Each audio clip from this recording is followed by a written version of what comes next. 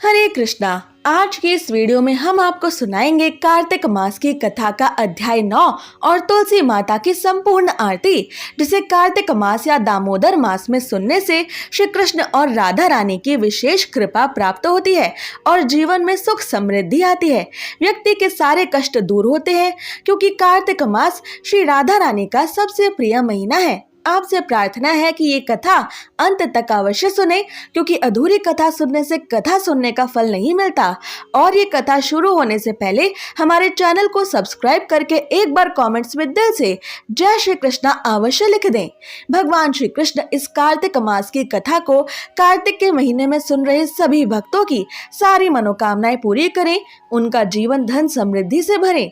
तो आइए अब शुरू करते हैं कार्तिक मास की कथा, अध्याय 9। तो प्रेम से बोलिए श्री गणेशाय नमः। पिछले अध्याय में देवर्षि नारद मुनि जी ने कार्तिक मास के व्रत का उद्यापन करने की पूरी विधि का वर्णन किया। अब इस अध्याय 9 में राजा पृथु नारद मुनि से तुलसी देवी की महिमा का वर्णन सुनना चाहते हैं। ऐसी इच्छा रखते हुए महाराज पृथु ने नारद मुनि से प्रश्न किया, हे मुनि श्रेष्ठ नारद जी, आपने कार्तिक मास के व्रत में जो तुलसी देवी की जड़ में भगवान श्री हरि विष्णु का निवास बताकर उस स्थान की मिट्टी की पूजा करना बतलाया है, अतः मैं श्री तुलसी जी के महात्म्य को सुनना चाहता हूँ। तुलसी जी कहाँ और किस प्रकार उत्पन्न हुई, ये बताने की आप कृपा करें। तब नारद जी बोले, हे राजन, अब आप तुलसी जी की महत्ता तथा उनके जन्म का प्राचीन इतिहास ध्यान पूर्वक सुनिए। एक बार देव गुरु बृहस्पति और देवराज इंद्र भगवान शिव शंकर का दर्शन करने कैलाश पर्वत की ओर चले। तब भगवान शंकर ने अपने भक्तों की परीक्षा लेने के लिए जटाधारी दिगंबर का रूप धारण करके उन दोनों के मार्ग में अवरोध उत्पन्न किया। यद्यपि वो तेजस्वी, शांत, लंबी भुजा और चौड़ी छाती वाले गौरवर्ण अपने विशाल नेत्रों से युक्त तथा सिर पर जटा धारण किए वैसे ही बैठे थे, तथापि उन भगवान शंकर को ना पहचान कर इंद्र ने उनसे उनका नाम और धाम आदि पूछते हुए कहा कि क्या भगवान शंकर अपने स्थान पर है या वो कहीं गए हुए हैं। इस पर तपस्वी रूप भगवान शिव कुछ नहीं बोले। इंद्र को अपने त्रिलोकीनाथ होने का गर्व था। उसी अहंकार के प्रभाव से वो चुप किसी प्रकार रह सकता था। उसने क्रोधित होते हुए उस तपस्वी को धुड़क कर कहा, अरे, मैंने तुझसे कुछ पूछा है और तू उसका उत्तर भी नहीं देता।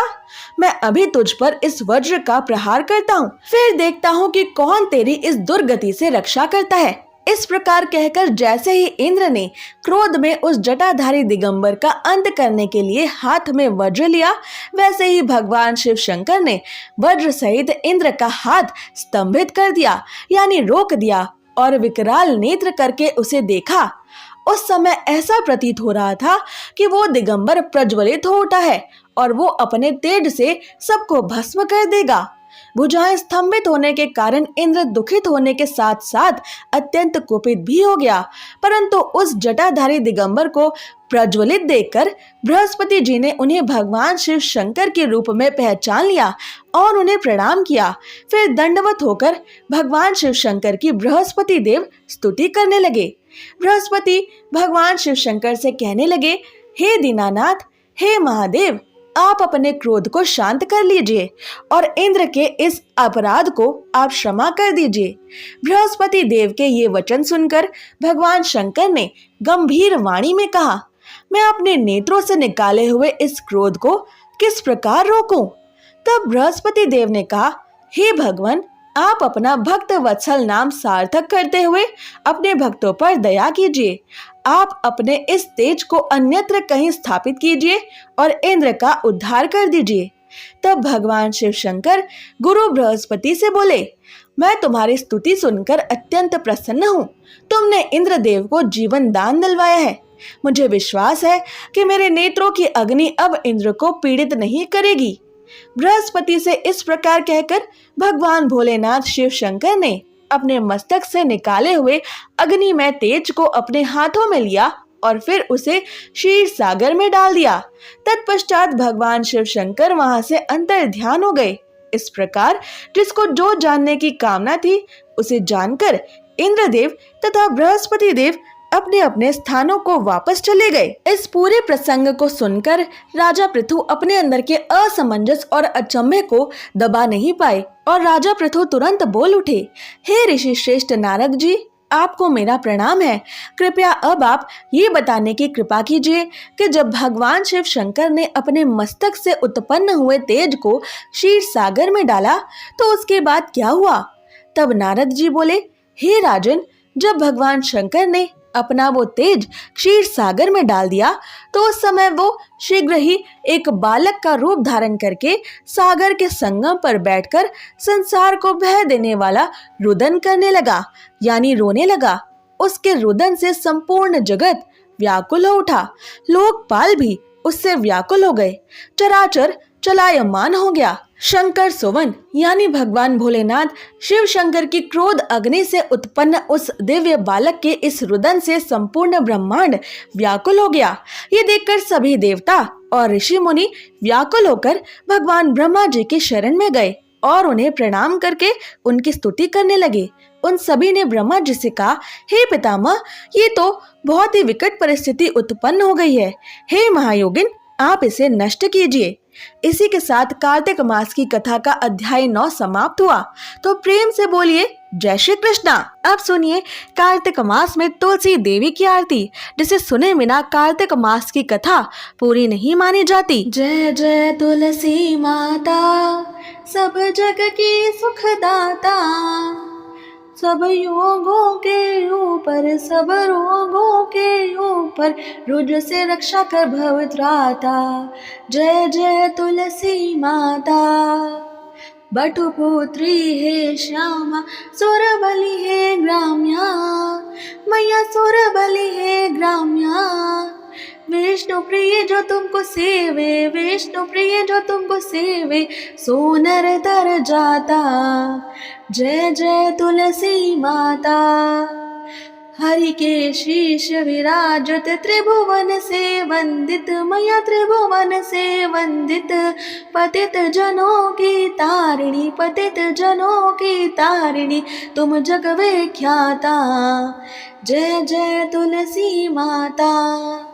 लेकर जन्म विजन्मी आई देव्य भवन में, मैया आई देव्य भवन में।